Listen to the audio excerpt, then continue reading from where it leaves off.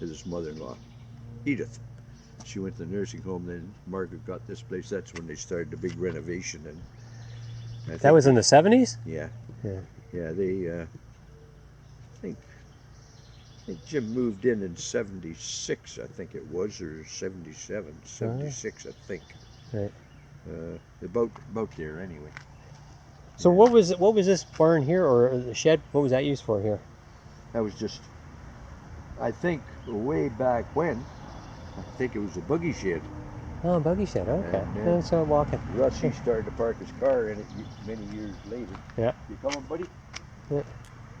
Jaden, he's kind of bored at home. Mom and Dad's working. Sister going to a friend's place. So, yeah. So, and you said over here was with chicken coops, right? Along here. Along here with chicken coops? Yeah, chicken coops, and then down from the corner there, down just about to the end. See where that there stuff was growing over the fence? Yeah. There was a big shed all the way down through there. And what was in that shed? Chickens? Well, no, It was just empty when I came here, but I think at one time they maybe kept a few head of cattle or something like that. Okay. So how many chickens would he have? I don't know, because he hatched chickens here. He had a bit of a hatchery. Hatchery. Did you sell the baby chicks? Yeah. Oh, okay. Yeah. Did he also sell eggs? No, I don't think he sold. He might have. I don't know. Like Jim said, he was about 50 years ahead of his time. Yeah. Yeah, there used to be a nice wire fence across here. So yeah, this used to be part of the school property. This was the school property over to Dion fence here. Right there. Right to that tree. Right there. Yeah. And then it run right back to the racetrack, was at the back of your place there. Right. So you said that where these maple trees are, there used to be a path and a chain link fence leading back to the school. No, not a chain link fence, just a 9-wire fence. Okay. Kind of fancy. You coming, buddy? Come on. Right. So back by here, by these trees here. Yeah, we'll see. It was just around here someplace. Would this be about in line with the school? Yeah. About here? Yeah, about there are the trees, yeah. So that would be here. I think this here could have been trees that was on the old walkway up to the school. Gotcha. So no, you said you never went to this school? No, I never went. No. You moved here, how old were you when you moved into Newton? 10. You were 10? Yeah. But you were finished with school by then? No. Oh. I went to school in Aurora. Aurora? And I came back and forth with my grandfather. He worked in Richmond Hill. Oh, yeah. Okay. So I came back and forth then. You got some stories about the old store here? Yeah, the old general store. It was used to be the post office. See where you walk through there? Yeah. From the store to the house, that used to be the post office. The post office there, yeah. Yeah, that was in between the two buildings. Yeah. Post office area. Set of gas pumps set here, Shell gas. Where's that? Where they? See. In that parking lot? Yeah. Oh, okay. The pump set. Well, see that fence there, just about straight across from there was the island, and then the two gas pumps. So who owned it at that time? Well, when I first came, it was Leonard Birch owned it. Leonard Birch, yeah. And then he sold it to Earl Lennox about 1958 or so. Yeah. And then it changed hands 3 or 4 times. There was Fred Trippy owned it for a while. Ed Rath owned it for a while. When did they take out the gas pumps? Well, they closed the store and everything in 1969. 69. Arnold Reynolds closed the store in 1969. And they took out the gas pumps? And it was a bit after that that they took the pumps out, because I can't remember the fellow's name, but he made an antique store out of it called Hilltop Antiques. That's right, yeah. And he was here for a long time. Yeah. So it was a general store up until 69? Yeah. Okay. Well, actually 58, because after Earl Lennox bought it, he kind of renovated it. It took a lot of the front part out. And they have an old brass till where you push the numbers down, and he put in an electric tree till and put in a new counter and that sort of thing. Okay. Was there ever a bowling alley upstairs? No, not that I ever know. No, you didn't know? Okay. Over here, that was kind of the oil room. He sold fuel oil for furnaces, for stoves. In that area there by... where you get this with the sloped roof on. Yeah. He used to walk in and out that door to serve gas. Okay. And then he kept his wire and Oh, a lot of farm stuff in there. Yeah. Oil. The oil for the Okay. oil for the cars is all kept in there. That sort of stuff. Yeah. So yeah, it was had everything in there in them days. Yeah. I've still got some tools that I bought in there in the 1960s. Oh. Now, what about this red barn over there? That Shed? the story says it. That was the other blacksmith shop. So who ran that? I don't have no idea. Oh, and when did it close down? I don't know that either. Oh, so when you were here as a 16-year-old working at Rose Farm, was it still a blacksmith shop? No, It's it was just a garage for Lloyd Coburn's car. Oh, okay. Yeah. Okay. Now we're going way back, maybe early 1900s. It's just what I was told to me. That's what it was. Okay. It was an old blacksmith shop. Right. And Now, do you remember who used to live in the house next to the pottery, to the general store? right here, Yeah. the people that own the store. People own the store used to? Yeah, Okay. the house went with the store. Okay. Yeah. And when Jim got it from Margaret, Yeah. got their veranda, it had disappeared over the years, and then Jim put that all on there and walk around veranda. He replaced that. Up top there used to be a bit of a balcony that used to be a door up there, and they could walk out on a bit of a balcony.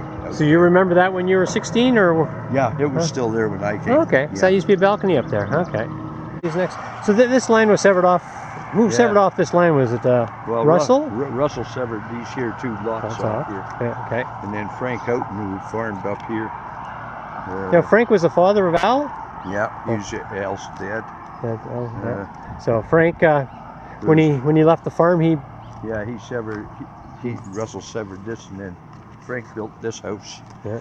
And then a couple or 3 years later, his son Ralph bought that lot and built that house there. So Ralph was Al Houghton's brother. Yeah. Okay. Yeah, it was Alan and Ralph. I think Ted was his brother. Okay. And then I don't know if there was a sister or not. I'm not sure. So now when you say they built it, do they actually physically build it, or do they hire a contract? They had it built. They had someone build it for them. Okay. As far as I know. Right. Was it before your time? You coming, buddy? Yeah. Yeah. Russell owned quite a chunk of land down here. Right.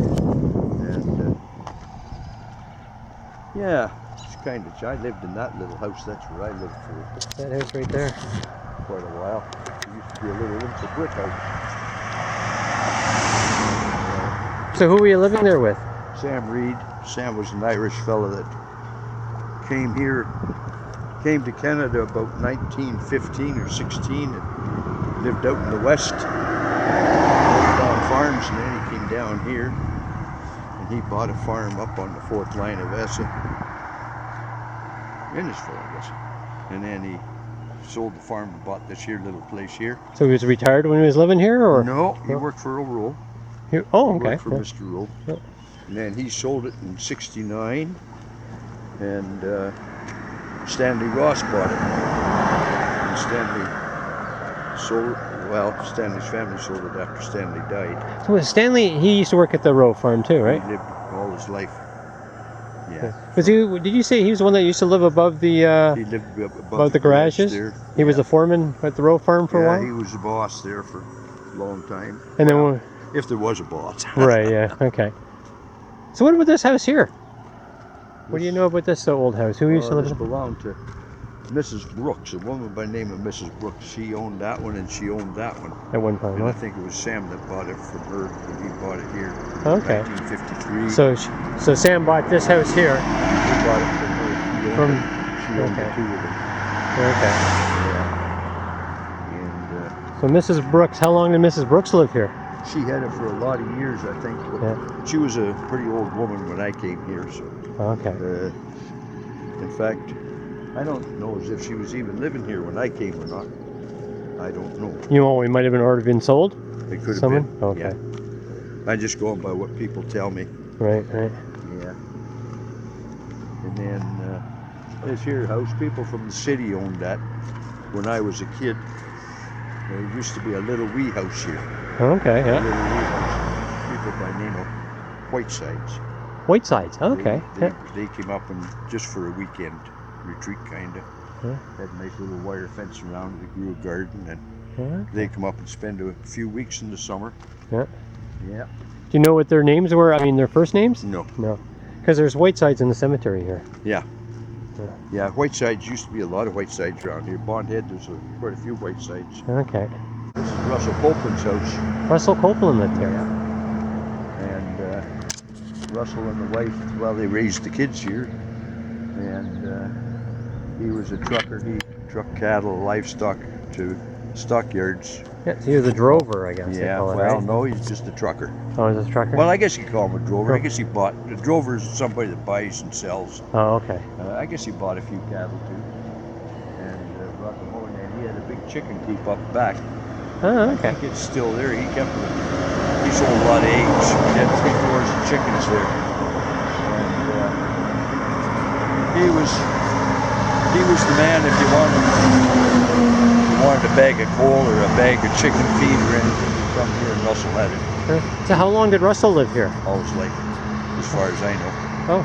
And who owned it before? Was it? I don't know. Was it a family home, or you don't know? I have no idea. Okay. All I know is it was there in 1955 when I came up and they lived. And as far as I know, Stanley and Lawrence and his sister, they was all raised in this house. Okay. Yeah. Back to the house, when you first moved here as 10-year-old, where was that? Where were you living? Right here. Right here. Yeah. That's the old house. That's the old house. Yeah. So, and you were living with your grandfather? Well, I was back and forth with my grandfather. And he got a job in Richmond Hill, and he used to bring me home at night and take me down in the morning. Okay, did he live with you? Oh yeah, my grandmother and grandfather. And then my uncle, he had a bad accident in 55, broke his back. He lived here too. Okay, and with your parents too? Were your parents here? No. Oh, okay. Yeah. And, So, Bud Poole's house here. Bud Poole? Yeah. So who was Bud Poole? He came from the west, and he was working for Lennox Row, and he lost his legs in the baler. Yeah. How old was he when that happened?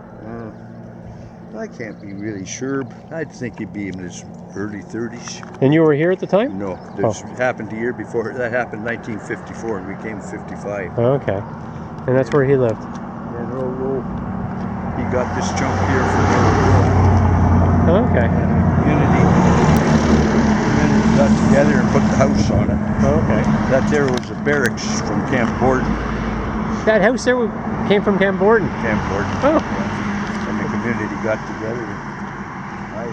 When I was 11, 12, they got used cement blocks for the basement. Me and my cousin, we knocked the mortar off them out here. Yeah. But go on back off the road, buddy.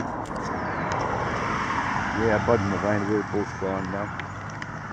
And then Bud with his legs off lived in that house up there behind the trees. So what happened? They sold this house here, then moved up there? No. Oh. They built this to move from there, and then they moved down here when this house was built a year or two later. Oh. Yeah. Yeah, there you can. That belonged to Mrs. Hughes. Mrs. Hughes. Ethel Hughes. Her and her husband, they owned that house there, and they bought that one, and then they split up, and she kept that house. Okay, so and then this house here, and No, then there's one next to it. next to my grandfather's house. That was owned by Ethel Hughes. Ethel Hughes. Yeah. Okay. Well, Tommy and Ethel owned that one, and then she ended up with this one.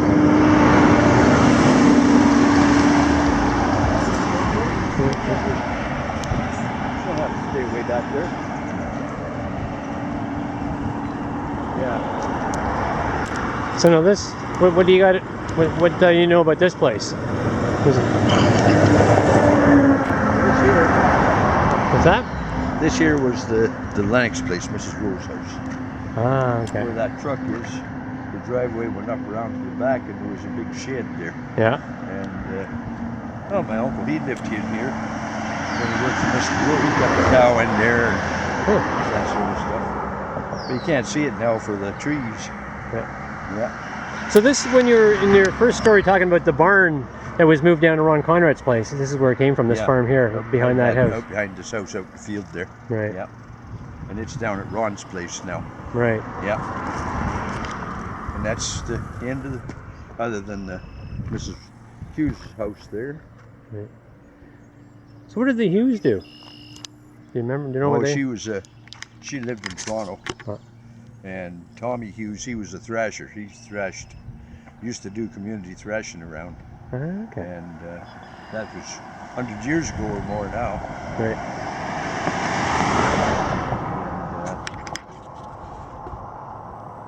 And, yeah, I think it was about 1.5 acres in that piece there.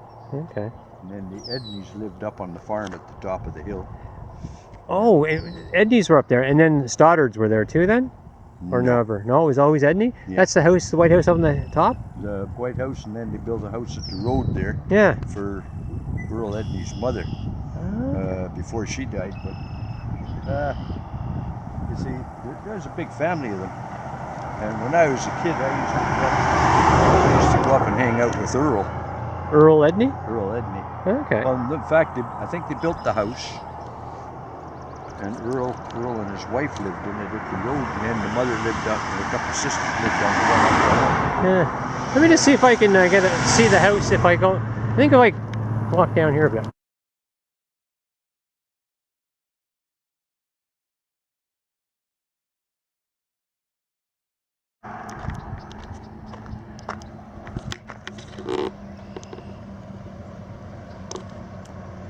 How large was the Lennox farm? How many acres? 100 acres or more? Oh, years ago they had the 200, at least to the 200 acres here. Oh, okay. From the 9th line up to the 10th line.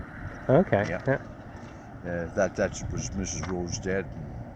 Dad and mother had that. Right. Now, when you say Mrs. Rowe, you're talking about Earl's wife? Earl's wife. Okay. Yeah. Yeah. Yeah, with Earl Edney up there, he had the farm, and he's working in Schaumburg, and used to come home for lunch, look after whatever he wanted to do. He was going back to work one day after lunch and got killed going to work. Oh, how old was he? About 35, maybe. 35. Yeah. Earl, and he was about your age at the time. Earl, he was your friend? He's older than me. Okay, but he was your friend. Yeah, yeah. Okay. I used to go up and hang out with him up there. Oh, okay. And,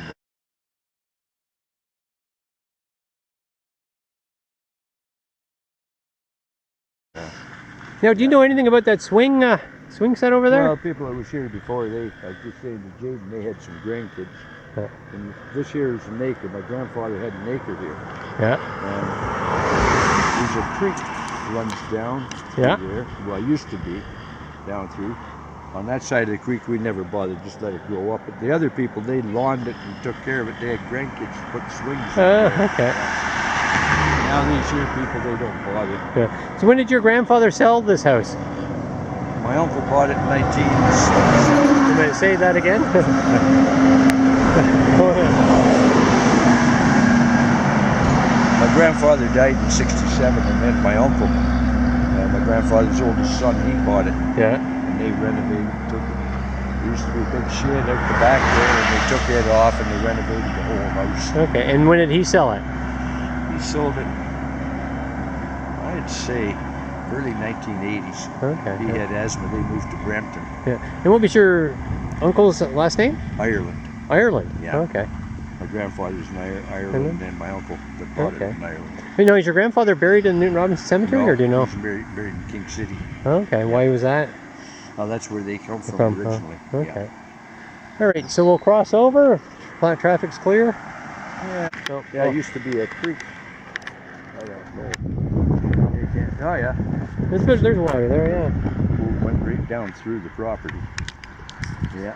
Now, where did it come from? Did it come from the creek down here, or? It comes from the springs over here. There's a spring or two over here. Okay, so there's a culvert underneath the road here. Under here. Yeah. Okay, so you're saying there's a spring over here on the Lennox farm there, yeah. There. Yeah. Okay. In that bush there, someplace, and it feeds down.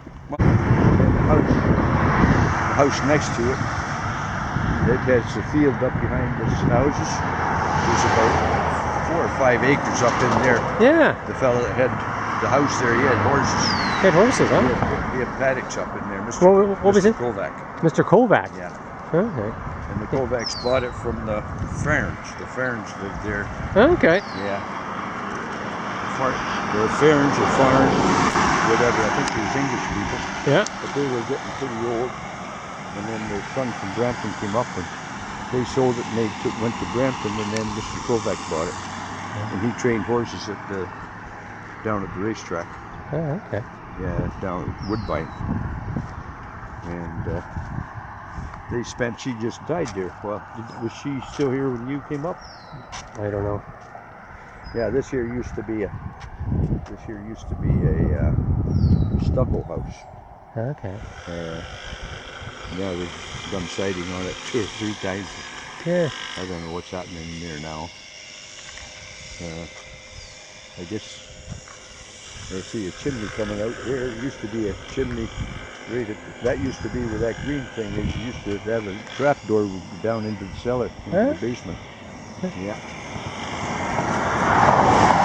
Back in there somewhere, I think the old chicken coop. I kept chickens in there. You kept it? Oh yeah. When I was a kid. I can't see it now. I guess it's still there, buried up in the trees. And then we had a white picket fence over across too. Oh yeah. Yeah. And yeah, this is the closest I've been to this house in 50 years, I guess. But it looks like the old front stoop has never been changed. See this way it's breaking away? Yeah. Yeah. There used to be a big shed. Just past that front of the house, right down to about 30 feet to the other side of that tree. Yeah. And this was the Kovac house. Kovac house, right? Yeah. And they came up. He built that barn there. Okay. And where did he? Oh, that's horses, right? You said he had horses? Yeah, and then there's a little shed down there he kept horses in. Yeah. And then he had the paddocks up behind the house. Right, yeah.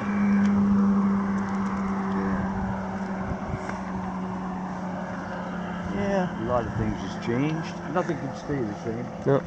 So, what about this place? And then there's the garage. Stanley Copeland built the garage about 1953, somewhere there. And then he had sold Texaco gas. The pump set right in the middle of the yard. Oh, Texaco. And he sold International Harvester implements and tractors. And then he had the tow truck business. Yeah. And after Bud got his legs off, he went to school and he worked for Stanley for a few years. A mechanic. And then when Stanley sold, Bud and his brother-in-law bought it. They bought it and run it for 2 or 3 years. And then it was sold, and a fellow came up from the city that made office furniture. And it only lasted 2 years. Yeah. And he died with a heart attack. And the son didn't want any part of it, so they just sold it. And I don't know, it's kind of laid idle here, back and forth until Garry bought it. When did Garry buy it? I can't be sure. Somewhere in the late 80s, early 90s, I would think. Oh, okay. Yeah, all right. Yeah.